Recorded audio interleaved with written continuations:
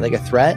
And one of the things that can't be attacked is your self-custody Bitcoin. And one of the things that can be attacked is the ETF. You can't be exposed to that. That's my view. It's not a good idea. And by the way, that'll hit MSTR too. It'll probably hit other stuff as well. Friends and enemies, welcome back. Canadian Bitcoiners podcast. Friends and enemies, welcome to the CBP. Wanna be better informed? Listen to Len and Joey. Sponsors taken care of right off the top. Oh, Bitcoin and easy DNS. The media is feeding the slop. It doesn't matter what topics discussed. Quality entertainment and information you can trust. That's being planned or at least discussed. You know, we're not going to allow quality people to buy entertainment and information you can trust. Send the guy some value, boost them with some stats. Bitcoin is a scarcity asset. I mean, it's just a fact. Geopolitical, national, down to the local cloud. Friends and enemies, welcome back to the Canadian Bitcoiners podcast, where we have learned that Michael Burry is short Bitcoin, among other things. Palantir, Bitcoin. Len, what's going on, buddy? Tell me about this. Why is this included in the show notes? I use it as a title. This is the most clickbaity title I think we've ever used. Well, there you go. I put it in so it makes you the opportunity to make that clickbait title. Did you put the fire in the background? No, I didn't. Explosions going off. Just to pick up Mike's face and arrows, some other stuff. No. Shit pointing off. No. I would never. I did want to listen to the interview because you know what I mean? Like he hasn't spoken, I think, in like 10 or 12 years minimum, right? Save this for this. Yeah, okay. What's going on? How the heck are you? How are things? Yeah. It's good, man. Just fucking tired, but cold too. Very cold. Yeah. But what about you? I'm good, man. It's a beautiful day here. I have a busy week. I'll be actually with Mark for dinner tomorrow. We have a Wayside event to attend with Steve Paikin of all people. So I've had some criticisms for Steve recently about his Philippe Champagne video, but I like Steve Paikin. I think he's a pretty good commentator and good interviewer too. So I'm looking forward to sharing a night with him. It's some feedback on his time with the Fan 590, or maybe I think it was a 1430 at the time. Him and Bruce Dobigan did a show where they paid the Fan to do a show. And so I think I'd like to hear more insight into it. Maybe you could. Where is this bit of trivia coming from? Where? Yeah, how did you know that off the top of your head? Like, where did that come from? I know Steve Paikin, and I used to listen back in the day. I was one of the original listeners before it even became All Sports. I was there the first day when it became All Sports. So I remember, and then shortly thereafter, so I think it was 9:30 slot in the morning. Him and Bruce Dobigan, they had a show. Now, from what I understand, they paid. It's a type of infomercial to do. I'd like to know if that's the truth or not. And then what happened? They paid their way to get on. Obviously, then it didn't work out because they're no longer there. But I'd love to hear about more. Pick his brain, Joey. Get some information about that. I'll find out if I can. Yeah, it's a Wayside event. So we're gonna have an interesting night there. Mark and I are gonna get together for a bite to eat, and then we'll see where the night goes. It's interesting. There's so much going on in Bitcoin, but doesn't it feel like we're not really? Does it feel like people are disengaged a bit online to you? With Bitcoin particularly, or just in general? Yeah, Bitcoin. No, it seems to be. What are you expecting? Fireworks? Drama? I don't know, honestly. It just feels like more people used to have valuable things to say, and now people are just posting dumb shit, myself included. I'm posting stuff about working out in the basement. So there's a lot of people talking about important stuff. Like, for example, should extra data be included in the blocks? Still a debate. Yeah, still a right. debate. And then that's the raging. Then you got these anonymous people coming out and trying to create alternatives and stuff. So it's just this is what's going on right now. It's been interesting to read this. I think something's funding that. Yeah, let's get into the show here. Sponsors up front. EasyDNS, best place for you to buy, sell domains, host domains. You can do a lot of stuff with Mark and the team. We actually just sent a listener to the show, who I won't name, to Mark for some VPS services. He's building something very interesting and exciting in the GTA. We like that. And if you, listener, viewer, are building something interesting and exciting in the GTA, or if you just want a place to post pictures of your cat, Mark can help you with that too. Go there, easydns.com. Use the code CBP Media. Get 50% off your first round of buys. Don't forget, you can do a lot of stuff if you're a Bitcoin enthusiast as well. Virtual private server stuff, right? Like Nostr relays and Bitcoin nodes.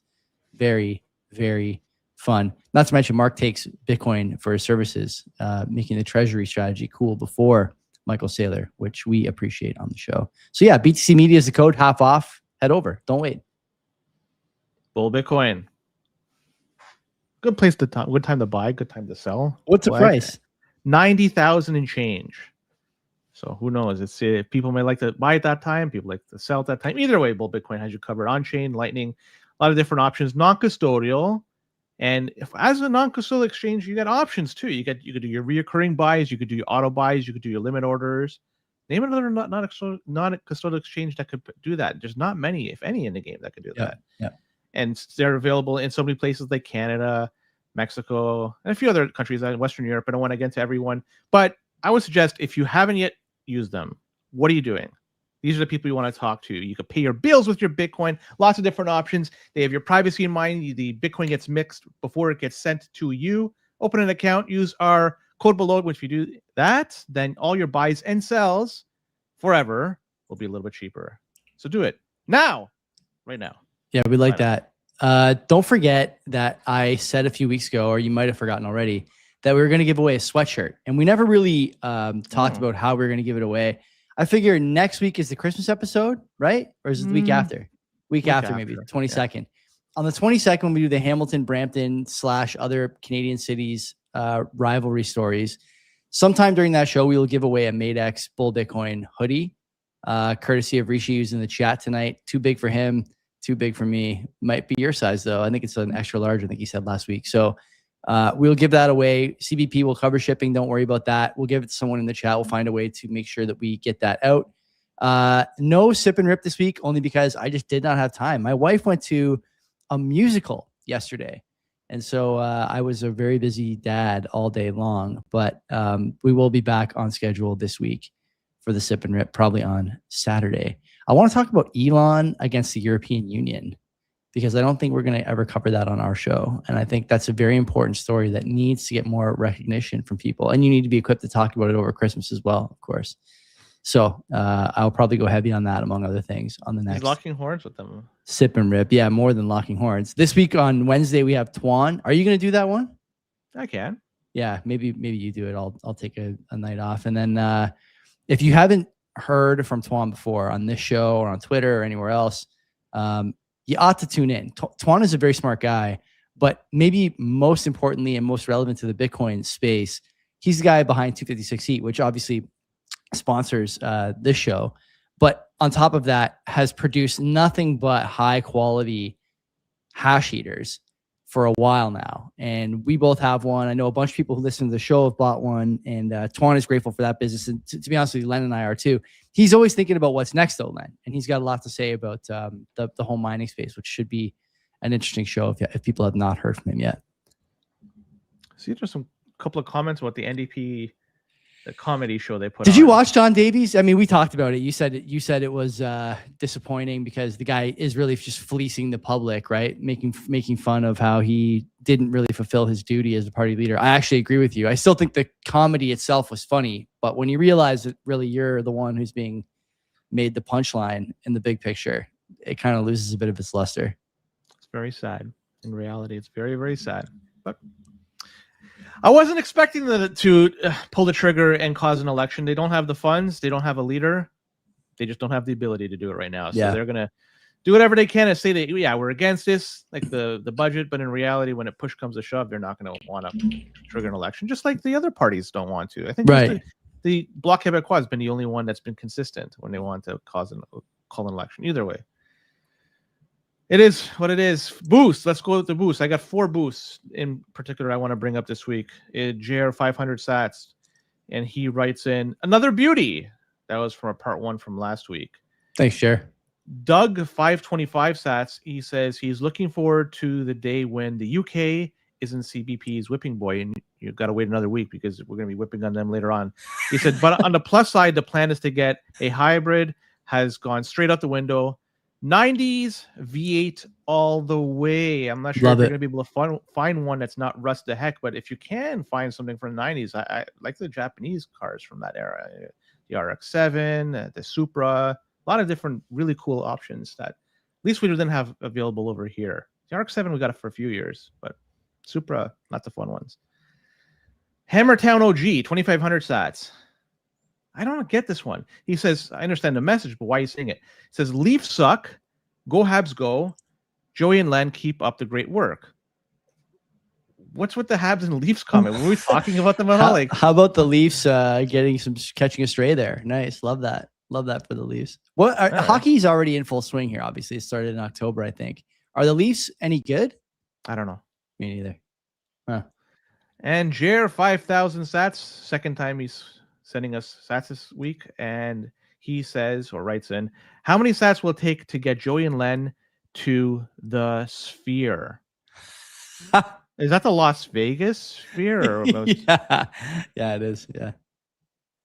I don't know. There's a price. I'll be happy to go and check it. What am I going to do over here? Just fucking look at it? I don't know. No, he wants to put us on the Sphere. What does it cost to put something on the Sphere? Nah, it ain't worth it, man. It ain't fucking worth it. It's $450,000 a day or $650,000 for the week just to run a 90-second ad on the Sphere.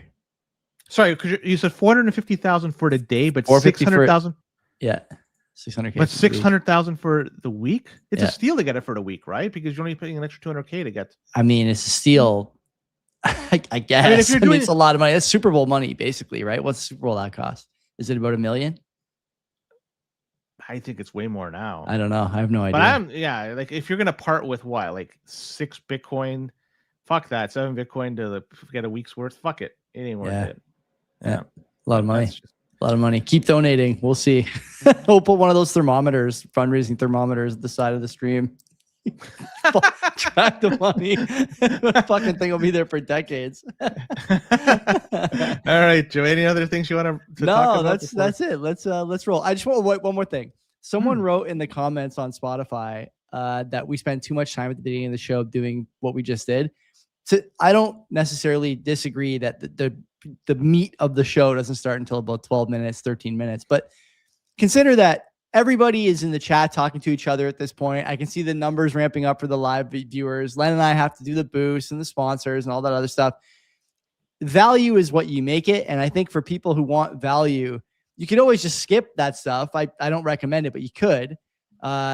I would suggest that you try and get involved in the first 12 minutes of the show somehow. Put a comment in, a boost, watch live, whatever. You'll find that you enjoy the first every week. And like I said, the business cat, don't stream us sats. Just fucking send us a boost. That's the best bang for the buck.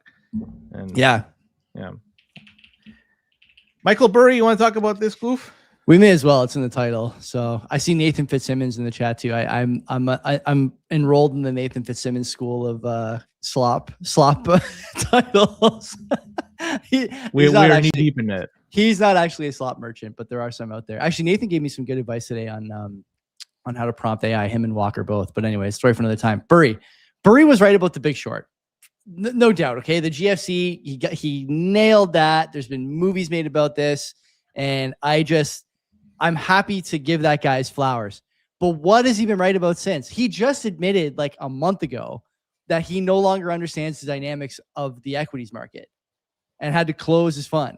So why do I care what this guy says now that he's on a podcast tour? Who gives a shit? He's never right. He's no longer relevant, I guess, right? Like, is he? Well, he's still relevant. He's almost like, you know what it's like? It's like, during the NBA season now, they have this thing called Michael Jordan, like wisdom of greatness or something like that. And every game, they let out another 3 minutes of this probably 3-hour interview between Jordan and Mike Tirico. They did it at MJ's house. And Jordan, was really good when he was a basketball player. Best ever, in my opinion. And I just, listening to him now talk about stuff like branding and social media, he's got an opinion, but he never lived through it. And so Burry, he's sort of in the same boat for me. He crushed when he needed to, but the things have changed. Passive flows make a huge difference. It's just tons of liquidity injections. There's a broad unwillingness to have an economic downturn, and you can't run a short fund like that. He's not the only short fund that's had trouble or gone under. Citron, famously, same thing a few years ago. They called shorts on so many different things. And I just, I'm like, come on. And now John in the chat is saying that you guys are wrong and not paying attention. His fund got the GameStop long with Roaring Kitty. Okay, he got the GameStop one. I guess, big dub, but he still had to close his fund 3 years later. 4 years later. Maggie the monkey gets, I guess, better success. And she's fucking spinning a wheel. Right? So, like, I give Maggie her credit because she does what she's got to do. This guy, I'm going to quote him, right? He said, Bitcoin at $100,000 is the most ridiculous thing that sane people are sitting on TV talking about. It's now down to 98,000. Now it's not actually down to 90,000. It's not worth anything. Everybody accepted it. It's the tulip bubble of our time. It's worse than a tulip bubble. How can you still be saying tulips? Well, he thinks it's actually worse than that. So, like, in fact, he's going a little bit further because it has enabled so much criminal activity to go deep under, right? And I get it. There's people have used Bitcoin in the past for criminal activity, but people have used the Canadian dollar, the euro, and the United States dollar for criminal activity, right? And how many times have people bought drugs, weapons, smuggled people, shit like this with United States dollar? But nobody's saying, oh, the United States dollar has enabled criminal activity, because they're happily using that in their day-to-day lives, right? So just take a fuck right off, right? So, like, I haven't used Bitcoin for criminal activity. And Joey, I'm pretty sure you haven't either. And the 3 people listening to this show or watching it probably haven't either. So the us 5, and we're a small number, us 5, we don't contribute to that side of things. So that's not the driving factor. What makes Bitcoin. It's the fact that you could hold on to it. It is trustless. It's permissionless. Shit like that. You could use it for drugs. Yeah, but you could use cash for drugs. It doesn't make cash any shittier. No, it's as shitty as it was before that transaction has taken place. But it is what it is. Like, he's just using the same old FUD to basically bury Bitcoin. This guy's gonna be buried in the end, Michael Burry. Yeah, maybe. There's someone in the chat saying that he's just taking his fund private. No, Scion their securities license is terminated. They're closed. They closed on the 13th of November. Is when the story dropped anyway. So there, and Burry himself says he's on to bigger and better things. He placed bets against Palantir and Nvidia. I think about a year or 2 ago, what did he say? Sell everything or something like that on Twitter. And the stock market's since close to doubled. I don't know. Like, this guy has a cult following, clearly. And maybe it's deserved. Maybe it's not. I don't know exactly how he played the GFC. I don't know exactly the mechanisms of his short trade on the MBS side in 08. But since then, I mean, where are the wins? Not to say that, again, the one he got wasn't huge. Like, position sizing, especially in investing, is everything. You don't need a big win every year. If you get the biggest win of all time, you may find yourself willing to step away from the game a few years later.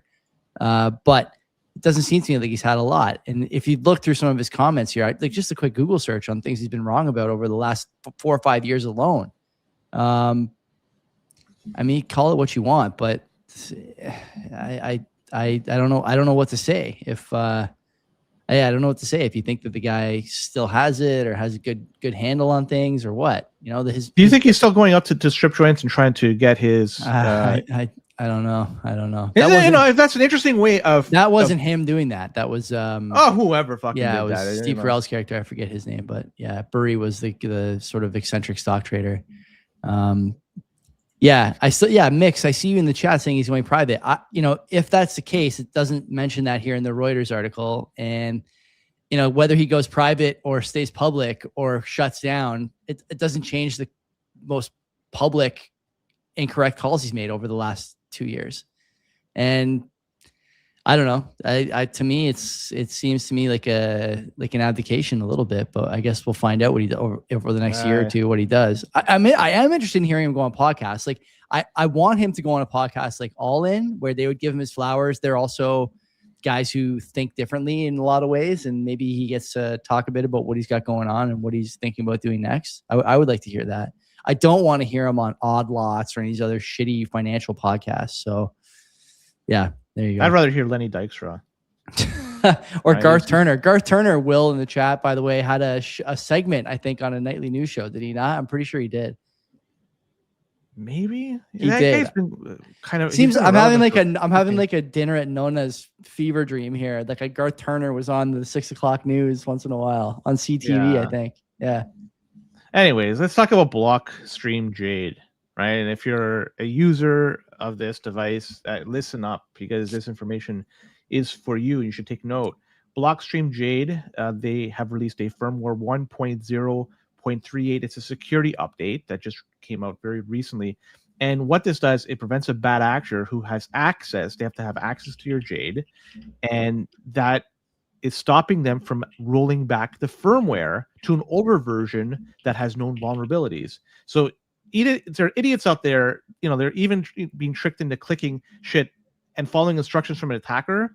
Even if they do that, still with this newest update, it'll prevent them from doing it, because the newest firmware prevents them, just stops them completely from reverting to an earlier version of the firmware. And Blockstream says that all its users, they should only pair Jade with the Blockstream app, a Blockstream service, or a trusted third-party platform, and those are what they need to be safe. So if you're running 1.0.36, you're likely safe, but to be certain, run 1.0.38, and that makes you for certain that you're going to be protected against that type of attack that's rolling back of a previous or an older version of firmware. And they say that only pair Jade with Blockstream app. That's the only way you could do that to update, like I said, and trusted third party to update your stuff. As for the Jade Plus, also the 1.0.38 fixes not just a rollback, but it also improves the speed of the camera on the device. So it makes it better for using it in day-to-day purposes. And also the speed of air gap transactions are going to be 30% faster. All this being said, I know they're cheap devices. Jade Plus not so, but the Jade are they inexpensive? Really? What does the Jade cost? The Jade is cheap. Okay. The Jade Plus is not. I don't recommend either or, but if you are using it, it's highly recommend you to keep this shit up to date, because if they do end up in the hands of a bad actor, they could fuck you up. Now, keep note, they have to have physical access to the device. Yeah. So keep it safe. That's another way to keep your funds safe. But yeah, look for the original Jade isn't even for sale on the website anymore, I don't think. So Jade Plus only now, $200 Canadian, or a little shy of $200 Canadian.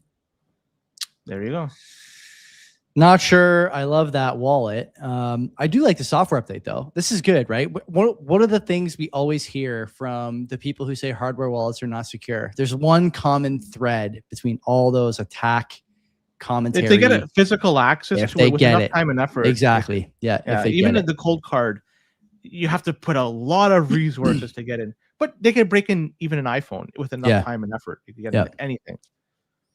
Yeah. So I like this. I think it's great. And people, let's face it, if they have a Jade, maybe they don't want to upgrade, right? They just want a device that works and is safe and secure. So, I'm actually not a huge fan of telling people they need to get a new device for something that should be done by a software update. You know who's bad for that is Ledger and Trezor.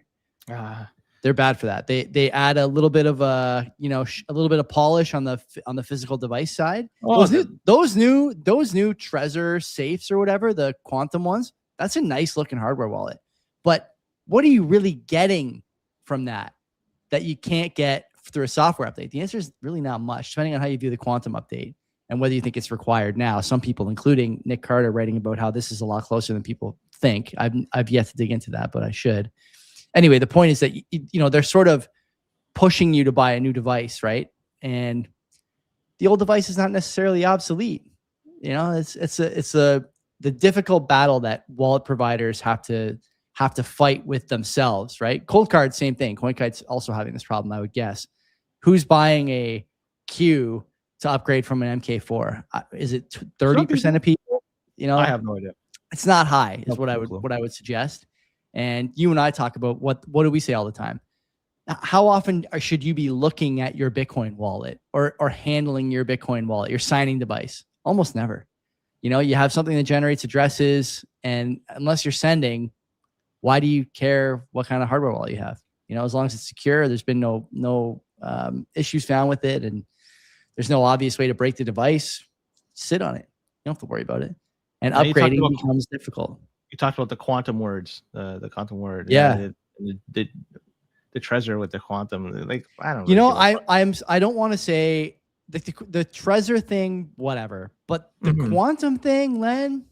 Well, I really do think it's a lot closer. If you're looking at the sky and Nick Carter's there and his star is rising, has it reached a point where quantum is a reality, or is it still far from that point? Is it like kind of just getting over the horizon and it hasn't reached the fucking? I forgot about the stars rising thing. Did you you know, maybe I'll do a deep dive on this sometime with someone on the show, but I do want to start thinking about it, because I do think that the one thing that in Bitcoin we realize we can't think about is sort of non-linear. Anything that's non-linear, humans have a hard time with. So exponential thinking, exponential growth.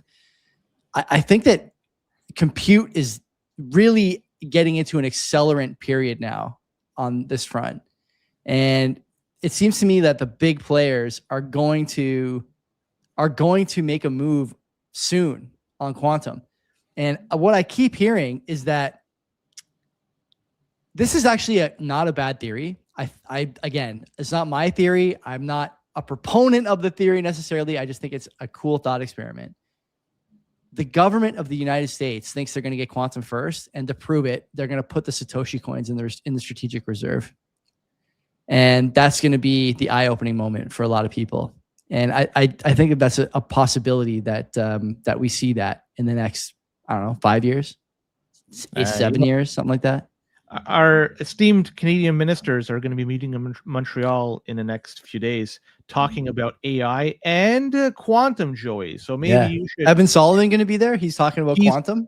Yes, sir. Yes, sir. He's going to be there. There might be some art over there. I have no idea. But at the very least, I know that they're going to be talking about AI and quantum. So our government they are on the ball with that stuff, and they are going to be able to talk How about many it. qubits? How many qubits we got in the Canadian government server hub, whatever you call it? How many qubits are we working with there? Are we running on qubits over there? Or are we still running on MS DOS? I get the feeling we're running on MS DOS. I think it's still kilohash per second.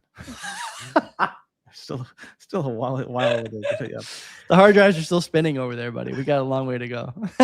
So, P-Man is saying that with Ledger, to go back to the story we talked about, he says that with their firmware updates, if you don't update it, you can't get access to your funds to transfer. How about that? I mean, that's if you don't have your keys. As long as you have your keys, your seed phrase, you can do whatever you want. So, but if you're relying this is what I'm saying. They force you into this way of thinking, like, oh, you can't. And some people, I'm not saying you think this, P-Man, but I think some people look at those updates from Ledger and go, wow, my device is no longer taking software updates. I got to get a new one because I won't be able to get my, shitcoin or whatever.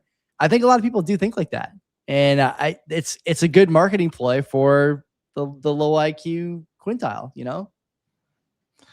Ledger, let's talk about them. You got to love those guys. And remember, they had the limited edition, the hats with the pouch in it where you could store the Ledger device in it. I love that. Yeah. Wearing that, not only would get the shit kicked out of you, because let's be honest, if you're in public with that, you're just asking for an ass kicking, but it also shows you have shitty fashion as well. And with those people out there that don't have enough fashion and wearing this, clearly you don't have enough sense, depending on how you look at it. And you're just asking for anybody to fucking go out there, steal your hat, your device, and increase their Bitcoin and shitcoin gains. And the story of the week is Ledger. They decided to partner up with Lamborghini, and you can't make it up. And there it is now. I can't believe this is deal like a new branded Lamborghini Bitcoin wallet, and nothing screams that I haven't been laid this fucking decade by having a Ledger wallet that has the Lambo symbol on it. These guys, you are fucking nuts if you're gonna buy it. Toss that shit in your Ledger hat too. Like, you got to go the extra mile. Wear that Ledger hat with the Lamborghini Ledger in it, and you're automatically going to be entered into the incel society's inner walls. They'll fucking usher you in, and you're part of the crew over there. Ledger says that the Lamborghini X Ledger stacks will hit the road early 2026. Lamborghini X Ledger. The question is why? I don't know. Each of these signers, they come with their custom packaging with the branded magnet folio. Let's don't forget that the 1.1 million email addresses were leaked, around 272,000 records containing full names, addresses, physical address, phone numbers. This is back in June of 2020. Clearly, they don't have your privacy in mind. They have fucked around numerous times with holding on to information they shouldn't be handing it off to other people. Fuck them. I can't believe they're doing this.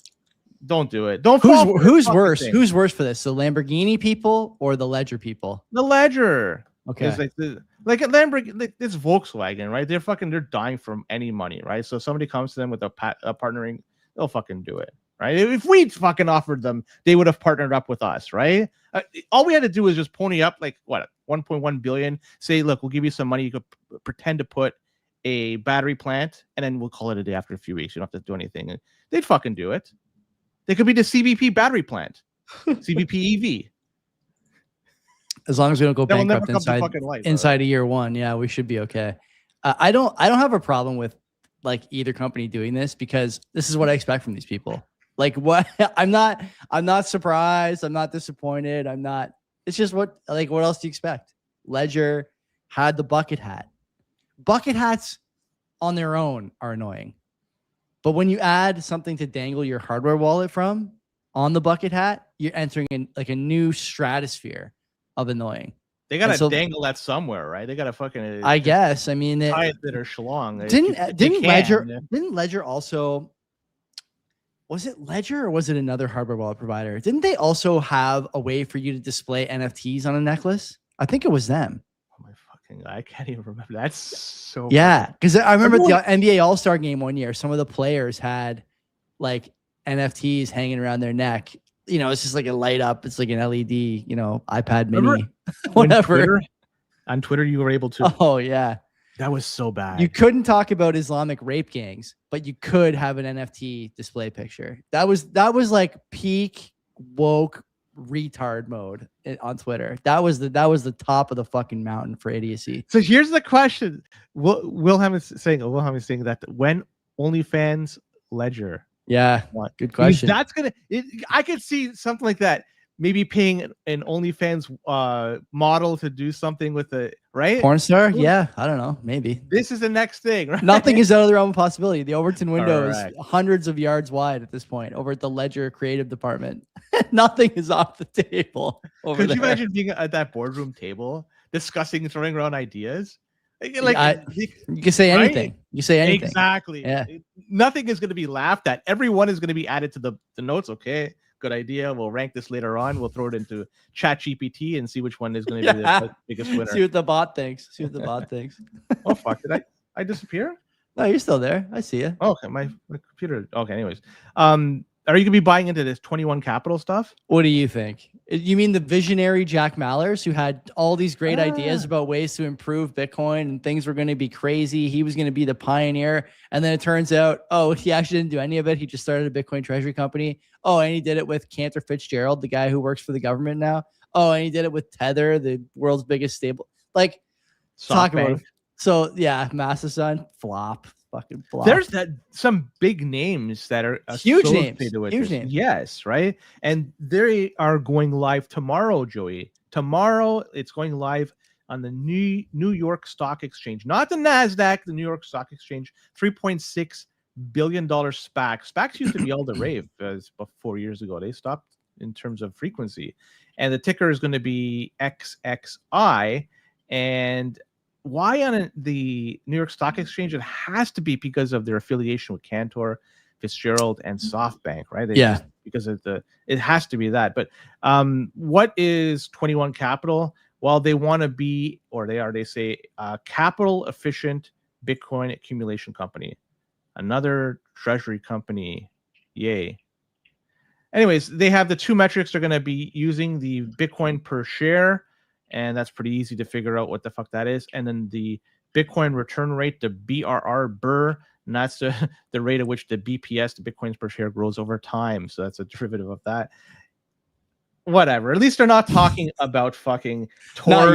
Not yet. Yeah. Sailor didn't start talking about torque until last year. Give it time. Bitcoin yield and all that shit. I'm not saying these guys are better or worse. They're all garbage, in my opinion. And these guys, they have a little over 42,000 Bitcoin, 43,000 Bitcoin on a balance sheet already. And I would imagine more to come in a not too distant future. Yeah. So, if anybody want to buy another treasury company, You have an opportunity tomorrow. You can get wrecked. I will not be buying this, and I recommend no one put their money in something like this. Like again, I'm not necessarily against investing in treasury companies. If you want to do that, do it. But I would suggest to you that the most important thing to consider is whether or not you think they're going to wind up better than MSTR. The likelihood is basically zero. So why keep pretending that like these other companies are going to be as big a hit as MSTR was? And by the way, what's MSTR down the last 6 months? 50% more? He's talking about selling his Bitcoin. Now he's going on TV talking about how MNAV is below 1. The rational thing is to either trade derivatives or I should say sell derivatives or sell the Bitcoin. Like, you know, he wasn't saying that a few years ago. And if you think Jack Mallers has the wherewithal, the intellectual firepower and the team around him to outgun MSTR, okay. The only thing that really, to me, does sort of lend itself to a bullish thesis is Lutnick is involved. You know, he's in the government. So that should make you run far from it too at the same time. Yeah, I don't know. Like, yeah, I'm bullish. And man, something just doesn't. Lutnick's in the government. You know, does that mean that you should buy it? Maybe. I don't know. But yeah, Pablo, I'm going to put this comment up. Such a shame to see the opt-out culture of Bitcoin turn into a buy my stock narrative. Everybody's about fiat gains. Like not no one, everyone. There's still all the people. Like how do you explain this from Mallers outside of he cares more about fiat gains? He's waiting to vest. You know, like it's like it's so obvious all this stuff is going on at all these treasury companies. And again, like I said before, there's a lot of people who I like who are all in on this stuff, but I don't think a lot of this makes it through a very baseline rudimentary level of scrutiny. You have to be better than MSTR if you think you're going to get capital. And so if you become a forced seller because you're not like MSTR and can't handle a 50% drawdown in the price or a 30% or 40% drawdown in the price, what do your shareholders get out of that? They just get it all boils down to torched. You could either be better than, worse than, or different than. Those are the three options. Yeah. To be different, I don't know how. So they're either going to try to be better or worse. Those are really what they're aiming to be. And I think they're trying to be better. But how do you get better? I don't even give a shit, to be honest. It's just more of a talking point. It's just people like these treasury companies. Yeah. Yeah. Like it's a difficult thing to sell, is it not? And like the other thing, Len, is who's buying these stocks? I don't know. But you already had it might have been Bailey himself, but somebody on the Naka team saying we should all just be buying each other's stocks. Yes, you were saying that.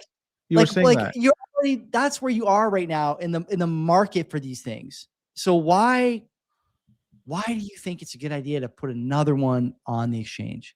Like, what is your differentiator? Like you said, I don't know. And you know what? And my opinion too, I just want to, one thing I got to say, I don't care. I'm not against these companies buying Bitcoin. I'm not for it. I'm just not going to buy into it. Any company could do what they want within the rules. And it's certainly within the rules to buy Bitcoin. There's nothing saying they can't do it. And if they want to buy and if they want to sell later on to it, all the more power to them. It's just, I'm not using it as an investment for myself, period. But I'm not against this. I'm just not for it. I'm just indifferent to this stuff. I just don't want people to look at this and think, wow, it's going to be my way to become richer. It might, but maybe it won't. The fuck, like, right? Look at how much comparatively the price of MSTR has gone down compared to the price of Bitcoin. Yeah, there's a gap there. Now going up, there was also a gap too. MSTR really outperformed Bitcoin. But look at also like Naka you mentioned, man, it was like at $25 or something, and now it's like what, 50 cents? Yeah, it's like, very low. That's in just like 6 months or so, give or take. Like that was the Bitcoin paper summer. Man, that's fine. People got wrecked if they bought it at the top and they're still holding on to it. And that's too bad. Imagine if they just bought Bitcoin instead. They'd be down. They'd be down 30, 40%. I don't know what how much this is the top, but they'd be much better position and they'd have total access to their funds wherever they are in the world. and nobody's going to stop them from using it or from sending it to wherever they want. There's nobody they have to ask. There's no permission they need. Bitcoin is far superior, in my opinion, to what you're getting with any of the other things. But I'm just fucking saying the same thing over and over again. Let's talk about the more degen stuff, because leveraged stuff is what degens absolutely love. And leverage stuff works great until it doesn't, and then when you're liquidated, right? Put it on the t-shirts, baby. Put it on the t-shirts. But in the fiat world, leverage just means massive losses to your portfolio for using some of these leveraged ETFs. And the SEC decided that enough is enough, and these 5x crypto ETFs, they say, are going to wreck people. 5x. So they decided to block these 5x ETFs from becoming a reality, Joey. At least they decided to do it now, but who knows? Maybe they'll change their minds later on, because nothing's for sure. Direction, ProShares, and Tidal Financial. Those are the 3 companies they were told no for now for the filings with the SEC for these 5x holdings. Also, after being told this, ProShares decided to close off their previously offered 3x ETFs on Bitcoin and other digital assets. And I don't get what's the SEC's decision here. Like, I understand what they're trying to do, but I mean, think about it. They're preventing a trader out there from turning a Wendy's wage into a Lambo overnight, right? That's what they're stopping here. It's too bad they're doing that. But the reality is, let's be honest, these leverage ETFs, they're terrible, right? Their leverage is terrible, period. In the fiat world, this piece of shit. People are going to get wrecked. Just buy Bitcoin, be happy with what you have. That's that. I mean, the world is full. There's billions of no-coiners and pre-coiners out there. I'm not happy with how much Bitcoin I have, and I'm sure everybody's in the same position. Mm-hmm. But I'm satisfied knowing that I have more Bitcoin. Just today, what I earned in Bitcoin was more than what all these no-coiners and pre-coiners have. That keeps me happy. And with that, I'm not happy with my total Bitcoin stack, but I'm always happy that I have more tomorrow than today, and more than just about more other people out there that have nothing actually. The question I have for you and for the audience it's not about whether or not investing in these things is a good idea. Like, I obviously don't use leverage anywhere, but should they be allowed is a different question. And I think they should be allowed. So you're on the side of the fence, and I don't care. I just don't want people to use it. Yeah. But you're on the side of the fence. You want to have somebody that earning Wendy's make potentially that Lambo. I think they should be allowed. Yeah. I think that people should be able to buy the things that they think give them a chance to make money. And I think if you start banning or disallowing stuff like leverage ETFs, while I can still bet on the color of Shedeur Sanders' shoelaces, in the Week 15 Browns game, I mean, how can we square these things? One of these is too risky and too degenerate, but the other is allowed to be done on your phone without even showing ID. You just need like a credit card number. Is there any walled fence that they have to cross in order to be allowed to offer those betting on the color of the shoes, or could anybody do it? Because I mean, color of the shoes is an exaggeration, but you could bet how many rushing yards in a quarter for a Browns running back. Like, yeah, the ones that administer that. Do they have to ask for permission, or they could just do it? I think they're working with the leagues. The leagues, by the way, you don't watch sports, but they're not like the SEC. There's a difference. It's a league is a league. They're just out there for money. No, it's fine. But the Securities and Exchange Commission is an arm of the government, and the government says what you can and can't do when it comes to gambling and degenerate behavior. So again, porn, no problem. Gambling on Shedeur Sanders over or under 75 first quarter yards, no problem. Buying a levered ETF, that's where they draw the line. 50-year mortgage, no problem. Levered ETF, too much.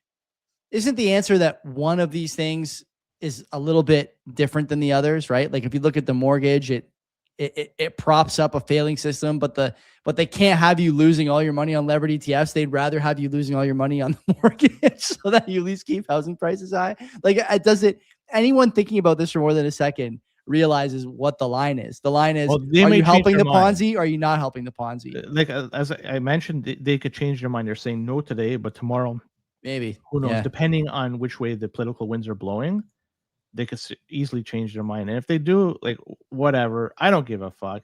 People up there, they're gonna use this as they'll try to accelerate their gains. And you know what happens in the end? Bitcoin goes down by $1,000, $2,000 in an instant, and then fuck, they're just essentially wiped out. It sucks. It sucks that people are put in this position. They have no hope with their given employment to make ends meet. So they have to find other ways. Fucking really not just rolling their dice, like they're rolling 1,000 dice, trying to get something good. And that one guy does it, but the other 999,000 they got fucking wrecked. And we all look at that one guy that did it, 1 in a million. Oh fuck, I want to be that guy. But I mean, Len, that's the 1 in a million thing. Again, like I don't think it's a reason to ban the product. It's not. Can you not bet levered everything else on the stock market? You got levered MSTR, levered IBIT, levered everything. So why stop here? Like that's my question. Well, what is the problem? From what I gather, the 2x is fine. It's anything beyond that they don't want to. They don't want to do 3, 4, 5. They had 3 until recently, but then ProShares pulled that. They just don't want to do the 5. That's for them. That is a bridge too far to cross for them. Like I have a problem with where the bridge is being built, I guess, more than anything. Or how the bridge is being built. That's my fucking problem. Bitmain, let's talk about them. Sure. They appear to be under investigation by the Department of Homeland Security, Joey.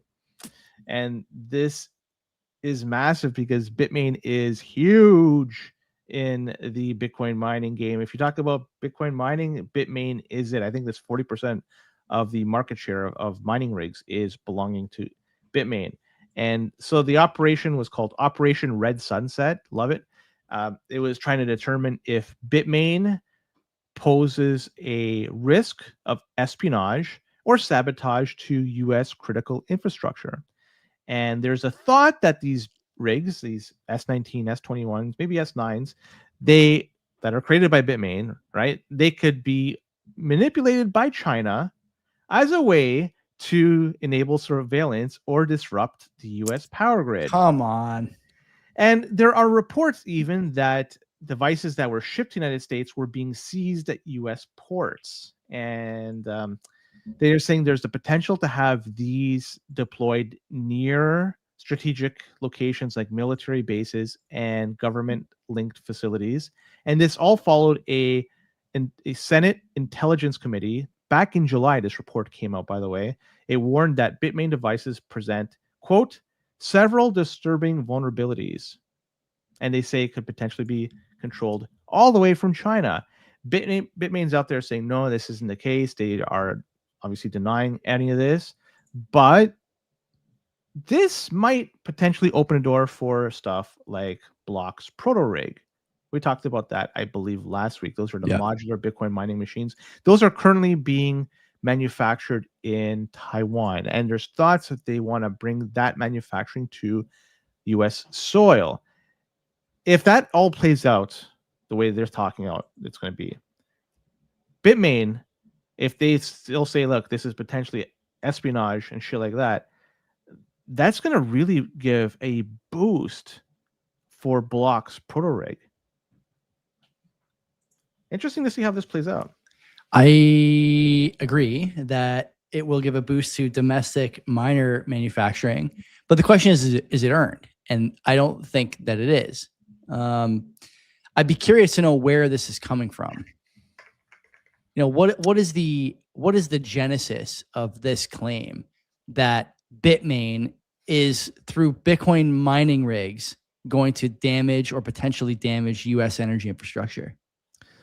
There's now a growing movement of governments looking at devices that they have that were purchased abroad from China, and they're trying to, if it's going to be like Wi-Fi, shit, like stuff like that, they're trying to make an effort to try to have it, if at all possible, if there's an American or a somebody that's, you know, not the G7 nation that produces it, they're going to go ahead with those type of things because there seems to be an effort to go anti-China, at least right now. Anti-China, and that's part of the whole anti-China thing. Yeah, I'm fine with that, but my question is still, what is the mechanism through which these guys think this is possible?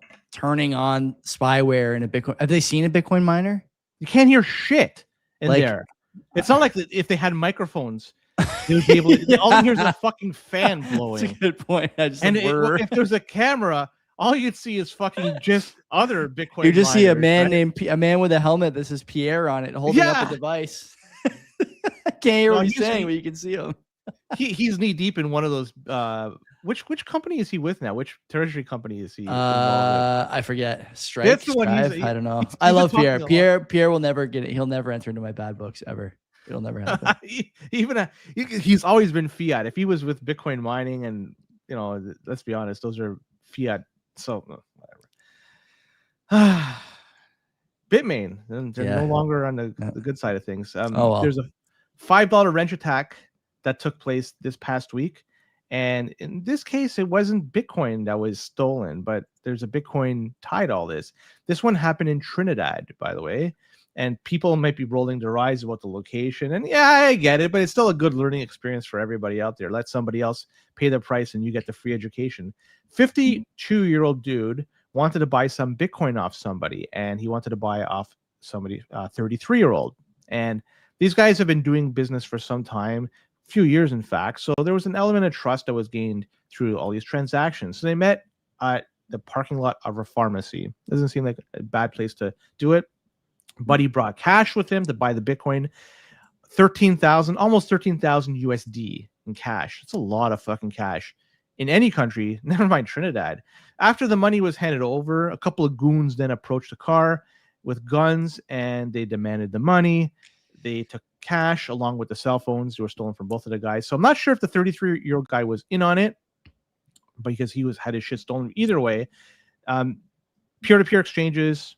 Look, you have to be careful when you're making and dealing cash, right? Yes, sir.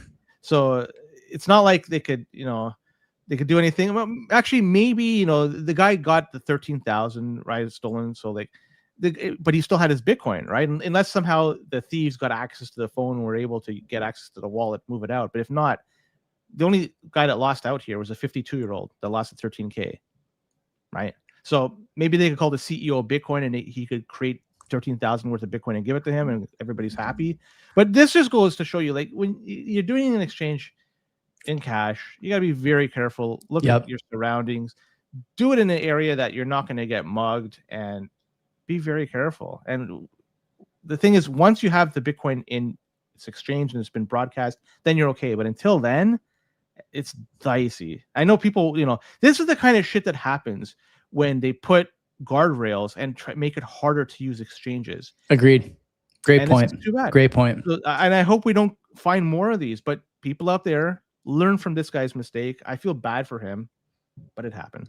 Isn't the other problem too that when you agree to sell or buy Bitcoin, sell especially Bitcoin for cash, what does the person know about you right away? They know that you're going to be accessing your stack in the next, between the time you agree to sell the Bitcoin and the time you go to give the Bitcoin for cash. Like, you're vulnerable there. Then you're vulnerable on the drive from your house to the place. Then you're vulnerable at the place. Then you're vulnerable from the place back home. Like there's so many gaps in OPSEC here that you should never be doing this, number one. Number two, here in Canada, I don't know what it's like in the States for the Americans who listen to the show, or the number of people around the world. I just listened to our Spotify Wrapped thing the other day. Hilarious, where all these people are listening from. The question I have, for people in Canada is, where do you go to sell stuff or buy stuff on like Kijiji or Marketplace? For me, I go to the police station. There's a police station not far from me, fire hall not far from me, like I've said before, because they have like open areas where you can go and buy or sell stuff to people. They want you to go and do it in there. But in Trinidad, somehow I doubt that they have that same offering. So I don't know. Where do you go to buy and sell stuff? You're a marketplace guy, aren't you? I haven't done much in a while, but you're 100% right. There is a police station in Burlington, and they have a parking lot there where they have signs there, do your exchanges here. Mm-hmm. So they're encouraging people to do, like, if you're buying or selling tires, for instance, do it there, because you're literally a yell away from the police. You see them driving in and out. They're walking to their cars. There's windows to the station. So if something happens, they'll come out, you hope, to protect you.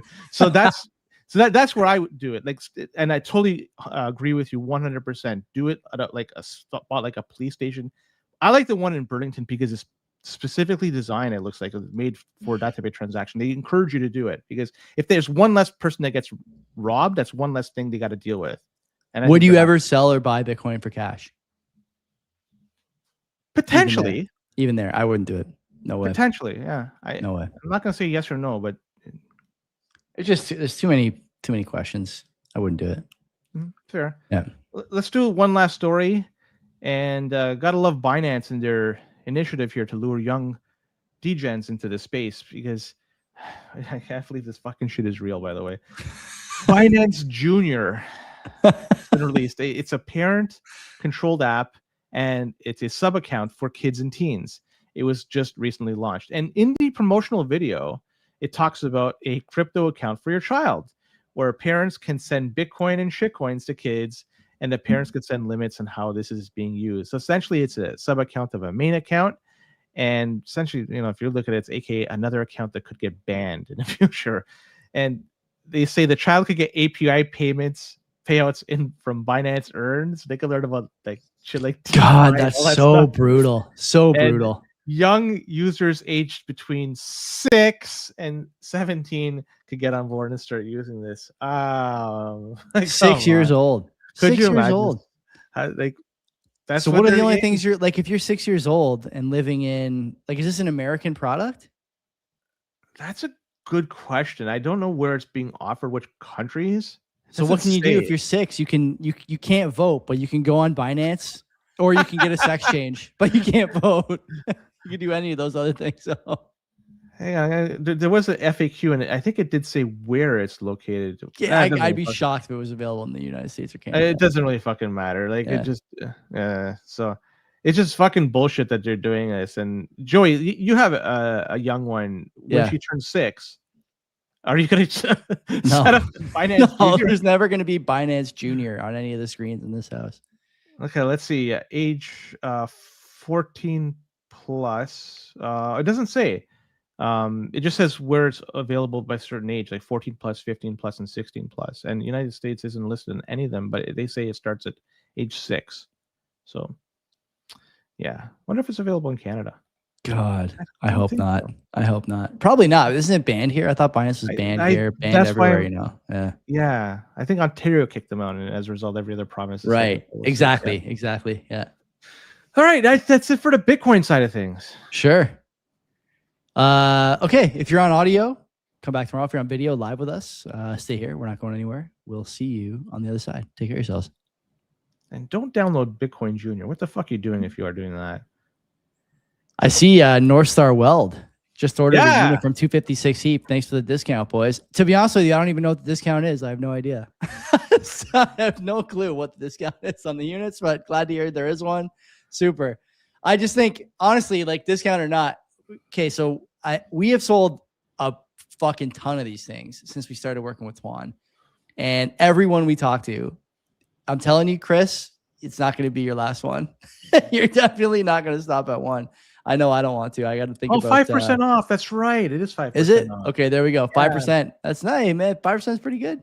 5% on $2,000 is, not a small number. It's fine. People can use that money to buy Satoshis or buy a new sweatshirt, buy some Christmas gifts, whatever. I cannot speak highly enough about these things. Honestly, it's running behind me right now. I had it cranked on the weekend because it was so cold outside. I opened the window in here, shut the door, and just had it absolutely fucking screaming. And even still, it's not loud enough to interrupt anything that's going on in my basement. I think I told you guys D and his wife were here for dinner a couple weeks ago, and we had it running the entire time. You cannot tell that it's on. It's an incredible little piece of tech. It's very nice. Did he show you what he inscribed? He didn't. He tried to take me into the bathroom and show me his inscription. I'm busting balls. We were playing. We played an hour of Arc Raiders on Saturday night. Oh, yeah. And he's way better than me. He's got a laptop or a computer or whatever, and I'm playing on the console.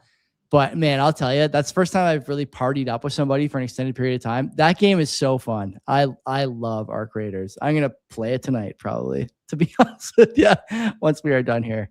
And I pass this bowel movement that I can feel brewing inside of me. Anyway, so Where do you want to start? I see there's a couple bangers in the show notes here. There's some funny ones, some sad ones. We'll be laughing and crying for the next half hour or so. Let's talk about the UK.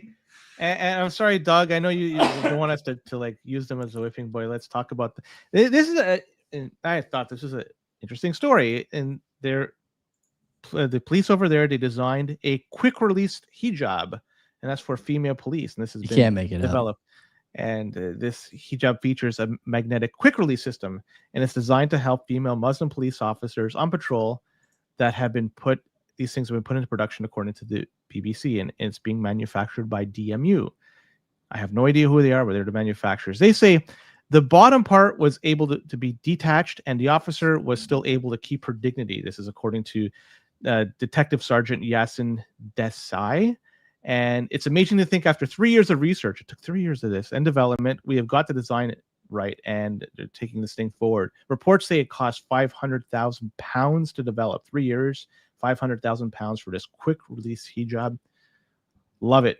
UK, you're leading the league. Love you guys. They are a laughing stock at this point. No, they did good here. It's honestly unbelievable stuff that's going on over there. Is it not?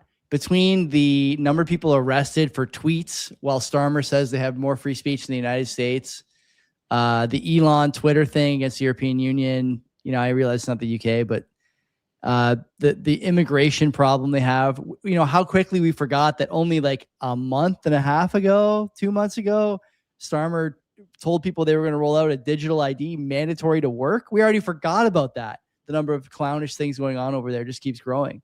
What about the Prime Minister was there for a month, like 2 weeks or something? I forget her name. But man, Liz Truss. Liz Truss, yeah. She has a podcast now. Her first guest was your boy Pete. Oh yeah. I'm gonna listen to it. I'm warming up to McCormick now that he's kind of out of Bitcoin and into. Did he wear the hat, the ledger hat, and with the? He didn't have the hat. He's not sponsored by them. He is sponsored by the Robertson boys though over at Iron still. So do you remember when he was shilling BlockFi? Yeah, and they got wrecked right up until, and he took out his money from BlockFi.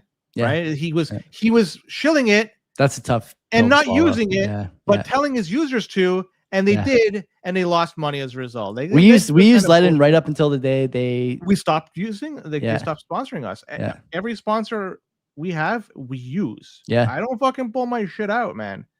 So it stays in. Yeah, I think I found an interesting way, Joey, for people to get around food prices. I have a couple of food price stories here. Right, food price corner here on the CBP. Sign of the times. So.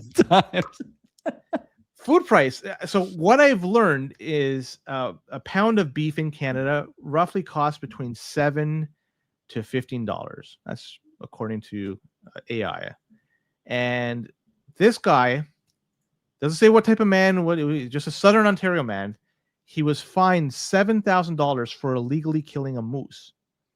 $7,000. So I did the math here. Okay. Okay. 7,000 for the moose. That's without the tags. He just fucking went out and just shot the fucking thing. According to AI, you could get between 400 and 700 pounds if it's a big moose. And if that's the case, that's like $10 a pound. Yeah. You got to spend a lot of time cleaning it though. Like time is money in that case too. It's quality though. Yeah. So it is, you can, without a fucking tag, go out, shoot a moose, and come out ahead. Yeah. Than if you're just going to buy at the grocery store. And by the way, the slop at the grocery store in most cases probably just terrible, covered in plastic from the moment they can. And as soon as you cook it, if 1 pound turns to 300 grams, like it's right, you know what I mean? Sometimes. This fucking moose meat, you're not going to have it. You got to buy extra lean. You may not like the taste of extra lean, but otherwise, you're just going to be cooking. You're going to be cooking it in oil. Juices. Yeah. So what I'm trying to get at, this might how much is it? How much is a tag? What's the tag cost? I have no idea. There's a lottery here for hunting tags, right? So who fucking cares? So I'm not saying to do this. This is all hypothetical, by the way. I'm not suggesting to do this. But hypothetically, if one wants to do it, you're gonna get better. You're gonna get more bang for the buck just going out there, shooting a fucking moose and eating that one.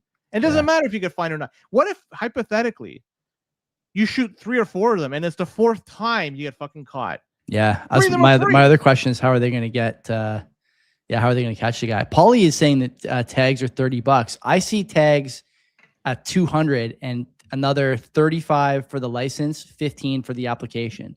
So you're close to 300, 250, something like that. At the end of the day, I don't know. Is it worth it? Yeah, I'm not sure. You know what? I would like to go move something. We worked with a guy who was a big hunter. Yes. And always had like venison. He basically spent every spring and summer eating like venison lasagna, venison jerky, venison pepperettes, venison ice cream. Like you name, like whatever he's got, he's rubbing, he's fucking moisturizing with venison oil. Like he's just eating deer all the fucking time. And I gotta say, I like that stuff. It's people say it's gamey, but I really like it. I knew somebody that had very huge backyard, and it had these metal, like it was just you could slide through it, like if you're like very, very skinny, but just a massive fence around his backyard, and a deer tried to go through it and got stuck. So what the fuck to do? He called the cops. Yeah. A bunch of cops came out, because they all wanted to kill and eat it. Wow. This in 416, by the way. It's not like you're in the fucking bush. We gotta get an ID on this hunter, by the way. I feel like there's a Brampton man story brewing here. You know, it does kind of feel like that. The hunting gun is probably not even, you know. I get it, but it just says Southern Ontario, dude. That's all it really says. They can't say the B word in the news anymore. Yeah. Well. So on the topic of food, let's talk about this report from the Food Price Report, and it's projecting an average family of 4 in Canada will pay an estimated $994 next year for food in 2026. We'll call it an even $1,000. It's $6 off, right? Yeah. And they're blaming it on tariffs, climate change, and they didn't say market conditions, but I would suggest we throw that in for a bonus as well. Yeah. In Canada, so they remember they're estimating $1,000 more in food in next year. In Canada, the median family income before tax was $98,000. That's in 2021. So I don't have anything. Let's say it's 110,000. We'll just project it there. So say it's 110,000, right? If you do the math, an extra $1,000 for this family means they have to earn gross around $1,800, because $1,800 gross will turn about. So that's how much they have to earn extra. And that's on top of that, they have to deal with higher cost of mortgages or rent, higher cost in fuel, higher cost of clothing, higher cost of everything else. And you can't skimp on the food. I mean, you can to a point, but now you have to pay a little more for everything. People are going to have less and less money to spend every year. I did some math here.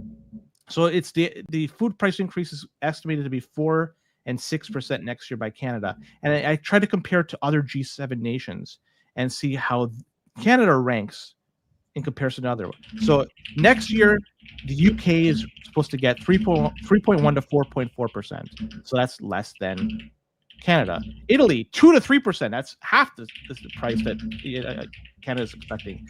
United States, 2.7%. Germany, 2.6%. Japan, 1.5 to 2%. France, the lowest, 1.6 to 1.7%. Canada is the highest. Yeah. And in some cases, almost 4 times higher than others, like France, for instance. That is interesting because the story is, I don't have anything to define it to say this for sure. The story is Carney said that he should be judged in the price of the food. I can't find anywhere that said that he said he did say it, or the Liberals said it was part of the platform. Yeah. Did they? I can't. I tried looking for a quote from him. I could not find it. The Conservatives keep saying this over and over again. I know the guy doesn't buy strawberries, at least not by himself. But at the very least, the food prices, they are going up far faster in Canada than any other G7 nation. They're all suffering the same market conditions, climate change, maybe not tariffs. What's wrong here? Do you know what the worst part about this is? That the prices are going through the roof at the same time that oil is at a low. So the fuel went higher. Exactly. The fuel costs are at like not historic lows, obviously, but like decade-long lows. Yeah, you can't hide what's going to happen when oil catches up to the rest of the market? There is an urgency here to get to keep that oil price low. And I think a lot of people are kind of missing that, right? They read these stories and they go, oh my God, it's climate change, it's this and that. And all I can think is you have no idea how bad it's going to get if the oil price goes up. Trucks are not abandoning oil anytime soon. Heather Exner-Puro, she's been on this show. We talked about it a bit, and we've talked about it other places too. And actually, she'll be speaking at Mike's World Outlook Conference, the one that I'm also speaking at in February. There's a lot of smart people who are saying the same things, and I find it so, it's like almost cringe and embarrassing that these university think tank projects keep coming up with the same reasons: climate change and fucking tariffs. Like, you have to stop doing this. No one takes us seriously as it is. Everyone can see that the tariffs are causing us grief, but you have to talk about the real cause of some of these problems. And some of the problems are that, for example, we still tax carbon in producers for stuff like packaging. We still have problems with interprovincial trade barriers that have not been removed. That was supposed to be a 60-day project, you'll recall, from the Carney government. They haven't even touched it. Like, these are obvious issues that are causing prices to go up. And here we're talking about the weather again. Like, okay, man, sure, no problem. If if it rains a little too much, the price of your tomatoes are going to be more expensive. Yeah. It's all relative. Yeah. P-Man in the chat. At least it didn't blame COVID. Not yet, but the next report, who knows what it'll say? Who knows? Could be the LMIAs that aren't here taking it. So not only is the fuel the cheapest it's been in a decade, but the fucking labor is free, and they still, oh my God, like, you have no idea what's coming. You have no idea. Well, we could look at the stats, and Canada's labor market, they came out with showing that there was a net gain of almost 54,000 jobs in the month of November. And they say unemployment rate fell to 6.5%. And I just came across my feed. I wasn't searching it, but God, what's her name? Just going to check it out. Sorry. Melanie Jolie. She tweeted out that Canada's economy keeps moving forward. In November, we added 54,000 jobs. This is proof that Canadian workers and industries are driving growth and resilience. That's one quote. I'm sure all the other her colleagues are doing the same thing. You got to do some digging into this. So 54,000 jobs were created. And I tried digging, and you have to go deep into this, Joy, because if you just try to look at job report November and you go through the CTVs, you go to the CBCs, shit like that, global, all you get is, the 53,000 jobs created. You got to fucking go like to the Reuters, like this. You got to go to like the nitty gritty here. And it shows, part-time jobs went up 63,000. Full-time jobs went down by 9,000. This is part of industries and Canadian workers that is driving growth and resilience, according to our esteemed minister. I don't know, man. Like, you can't look at part-time jobs and seeing like a large amount of part-time jobs being nothing gained, free, and a decent amount of full-time jobs being lost, and saying, this is a measure of success that is going to sustain Canada for decades, or if not centuries to come. Centuries? No fucking way, man. we just subsidized Nokia, right? I think we talked about this last week. I'm pretty sure. No, do we? I thought we did. So we can talk about it with it. I can't believe Nokia. We'll add it. We can loop it in here, right? Go ahead. Anytime you see jobs added, pretend that the jobs that were added actually just come from what's basically a government bribe. Right? You're paying for the land, you're paying, like, whatever we're doing to entice these companies to come here, we're paying for the labor. Like, that's not a real market one job. Okay. Market one, like victory, not market one, like the number. It's not a real market one job. Number one. Number two is that even the part-time jobs that we gained are also subsidized by government. Seasonal work increasingly is being done by foreign workers. LMIAs, I know people say they're down. They're not really down the way that they need to be. And so what percentage of those jobs are actually being subsidized by tax money? I would say it's a large number. That's my guess. Then on top of that, we talked about before how, a week or two after the data comes out, you usually see some more deep dives about how many of those part-time jobs are second jobs, how many of those part-time jobs are from pensioners, how many of those part-time jobs are from people who are working below the poverty line or whatever. The answer is always exactly what you think. The numbers don't tell the full story. And what do they say, Len? There's lies, there's damn lies, and there's statistics. And when you see numbers like this, there's a reason they only give you the baseline and the sort of top level stuff, and they don't go into details on the nature of the numbers, the nature of the growth or shrinkage, I should say. And this is some Costanza level shrinkage we're seeing here. It's not a mystery to anybody. This is, by the way, at the same time when, again, people are paying $1,000 more for food. They're paying more for gas. They're paying more for childcare. They're paying more for healthcare and getting less on every single front. I'm honestly starting to think that we're actually who is it that had the analogy of the roadrunner running off the cliff and his feet are still moving, right? Somebody had that analogy. I forget who. We are for sure in that position here in Canada. Like the recession is here, and it's just like a phantom smoke screen. Every time you turn on the TV, things are great. You go to QP and Prime Minister saying it's the strongest Canadian economy's ever been. And it's just like, where's the data that backs that up? Where's the data? Stellantis, there was good jobs here coming through the Stellantis agreement. They bolted on it, no-showed all the hearings. They're never going to be back in Canada.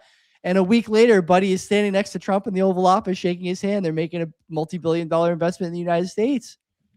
Like at some point, even the most ardent anti-Trumper, the most stricken with TDS boomer has to admit that we are outgunned and now I think also outwitted by the Trump administration. There's really no other way to frame what's going on.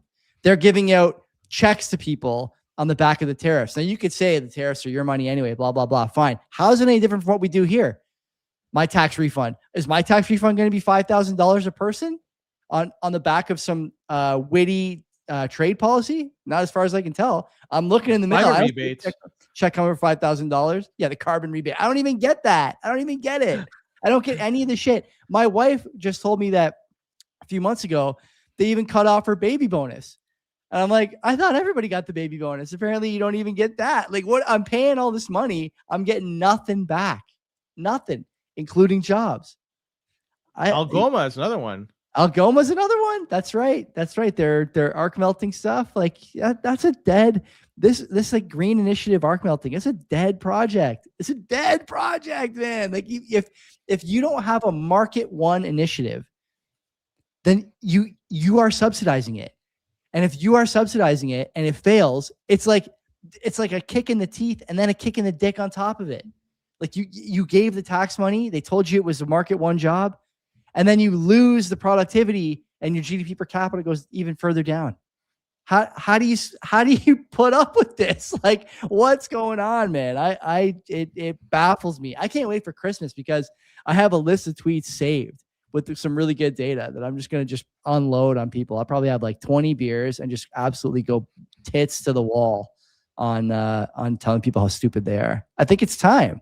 Like, how do you keep saying it? Everything's good. Oh, we're good over here. Oh, it's fantastic. Well, they did have the agreement with Canadian government and province of Alberta for the MOU pipeline. Yeah. Unless they get the people out west on board. Where the fuck is that going to go? I did a sip and rip on this. I don't think the MOU gets signed. I think it's politically convenient for both Smith and Carney to sign it, but I don't think that there's anything else to it. I think it's a dead in the water kind of thing. Oh, Len's gone. Where'd he go? His computer shut off. I did the sip and rip on the Danielle Smith and Carney MOU because I see that MOU is like obviously not a sort of front, but it's like they know that they both win politically by having that signed. Carney can say he stood up to the separatist movement. Danielle Smith can say that she's getting some support from Ottawa. And at the end of the day, they can both just blame David Eby for it not happening, even though nothing ever happened with the MOU. So I don't know. I personally don't think that's like a big deal. But anyway. Somebody's going to make some good money off that. Who? I don't want to say Aboriginals, who. Maybe. I don't want to say who, but somebody's going to make some good money off that. Yeah. All right, I think we could do one more story and then go to the Hamilton versus Brampton man. This is from the Ottawa Police, and Ottawa Police warn of transnational theft groups that are operating across Canada. And they're alerting residents that South American theft groups, they actually have an acronym, SATGs, SAGs, South American theft SATGs. groups. Wow. SAT. So they actually have an acronym. Either How way, many documents have to mention South American theft groups before they get an acronym? It's dozens of documents have to mention them internally. So anyways, these guys, they're organizing quote unquote crime tourist crews, and they've entered Canada legally for short periods to commit coordinated residential and retail break-ins. And they've been active in Ottawa, Quebec, British Columbia, and Alberta. And they say that there has been recent investigations and arrests in Ottawa, the GTA, Montreal, Vancouver, and Calgary that links numerous high-value break-ins to SATG-style operations, and stuff like jewelry, luxury watches, cash, designer goods, and small safes were stolen from these places. They're often shipped abroad or resold quickly. And they say they're targeting homes in the green belts or parks, unoccupied homes. And when people leave for a period of time, they go through the back, forcing that way into the homes. And they say prevention: lock all doors and windows, use CCTV or doorbell cameras, avoid posting travel plans, and also report suspicious people in the neighborhood. They say nothing about complying or leaving the keys at the front. So at least they changed their tune on that. Can you even use CCTV anymore? Like if you have a Ring doorbell, you can't point it at the street, right? So in Hamilton, you can't. I mean, I think it's the case in a few other jurisdictions too. I've heard some stories from people over the last few months. What are they going to do? Just tell you to point it somewhere else? It's just, or it's not legal. It's against the law, and we can't use this as evidence. And that's how crazy things. People are coming here illegally. We have an immigrant problem, legal and illegal. The immigrants are a problem. That's just a fact. I don't know if it's 1 in every 1,000 or 1 in every 100 or 1 in every 500, but at what point do you say like the risk is too great? Sorry, you can't come in. Trump is doing it now next door. It's that he is, and Canada has decided to adjust. I'm not sure if you saw, but they're going to be launching. Two new permanent residency pathways, and one is going to be for the H-1B holders in the United States as a way to come to Canada. So, yeah, not too bad. Looking forward to more of that. Yeah. Century Initiative just laughing somewhere right now. Think about people fighting on foreign soil, dying in some cases, trying to protect the way of life, and this just comes about. It's like, was it worth it? Yeah. All right, let's go. Let's transition to the last. Shall we? Tuan over at 256 Heat is a sponsor of this segment where we discuss with very little tact some cultural differences oftentimes between the Hamilton man and the Brampton man, their methods, their means, and their outcomes. But you don't have to worry about that. If you have a 256 Heat hash heater, you can probably bank on about $90, $100 worth of Bitcoin every month. Can't beat that. For a little less hydro. I think I have that backwards actually. It's about 110 in Bitcoin, 90 in hydro. I forget what the numbers are in Ontario, but you're going to come out on top. And that's at today's prices, today's hash. That KYC free corn, invaluable in the future, as we see here. Len earlier, you might have seen his camera shut off. He surpassed his carbon credits, as someone in the chat said. Had to pay his USDT to get back online. If you have KYC free Bitcoin from your miner, you don't have to worry about it. Right now, it's like -10 outside. My window's open. It's not far from where I am. I'm warm, man. Things are good in the room. Why? Because Tuan hooked me up with a 256 Heat hash heater. So you should be doing the same thing. Get one. You get 5% off. I'm learning today for the first time, I think. Maybe you told us that before. I don't know. But it's like the Trump on the tarmac. Really? I'm hearing that for the first time. Anyway, 256heat.com. Tell them we sent you, and get some money off and get a heater. What are you waiting for, man? What are you waiting for? Yeah, 2 short stories. They're both real, so it's not fabricated. But one is 2 men are facing charges for allegedly fabricating a police report of a carjacking in a quote-unquote complex fraud scheme. And police said this in a report just recently. So I already know the answer. We're done here. Yeah. The police said they received a report of a carjacking September 18th around 10 p.m. And in the report, the complainant said that the car was involved in a collision, then approached by 2 people, one with a handgun who stole the car. Investigators say that the report was totally fabricated, and in the news release, police said that they had charged a 38-year-old man and a 40-year-old man with public mischief and fraud over $5,000. Story number one. Yep. Story number two, a man was taken to a hospital because he shot himself in the leg with a crossbow. But investigators say he wouldn't own up to it. And police say this happened the day before at 10 p.m. and they got a call from a man saying he had been shot in the leg with an arrow. And officers rushed to the scene but found him, he was very uncooperative, said in an email by one of the police. And after investigating, the officer said they were confident that the man actually managed to shoot himself. I don't know how the fuck that happened. We determined that he was the author of his own misfortune. And a 49-year-old man was taken to a hospital with non-threatening injuries. And they cannot say if alcohol was a factor. How the fuck do you shoot yourself with a crossbow? Either way, those are the two stories that I have. Okay, first guy's Brampton man for sure. For sure, and the second guy is interesting. I mean, who maybe a family member shot him? How do you shoot yourself? A crossbow with a crossbow. Isn't it big? Like you can't like turn it. I mean, you like stick your leg out maybe and like shoot. Is that how they did it? I don't know. Huh. They don't say, but it's happened in Main Street East and Houghton Avenue North near Kenilworth. In Hamilton. Yeah. Wow. That's a Hamilton, man. Right downtown though. Yeah. I was half expecting you to say that it happened in Caledonia, where there's some reserves out there. Yeah. I don't think I've ever done a Caledonian story. Maybe I'll have to dig one Caledonia, man. Well, you have to go to the Caledonia Special Police Forces or whatever, because I don't think Hamilton, at least it's like Ancaster and it's like shit like that, right? Yeah. I don't know what else, but like Hamilton has Stony Creek, Dundas, Ancaster. Yeah. There's a few, sub jurisdictions, whatever, on the fringes there. They call Stony Creek Tony Creek because it's all Italians. Did you know that? I do know that. Yeah. They got a good Costco over there. They do. Yeah, they do. People like that one. Yeah, it's the best I've been to. All right, that's it, Joey. Yeah, I'm not gonna shoot myself in the foot. Great show. We've already shot ourselves in the foot enough tonight. Come back Wednesday, Tuan and Len. It sounds like 7:00 Eastern. I can see in our group chat here the latest on home mining upgrades and what's going on in that space. Until then, my friends, take care of yourselves. We'll see you then. And kill a moose.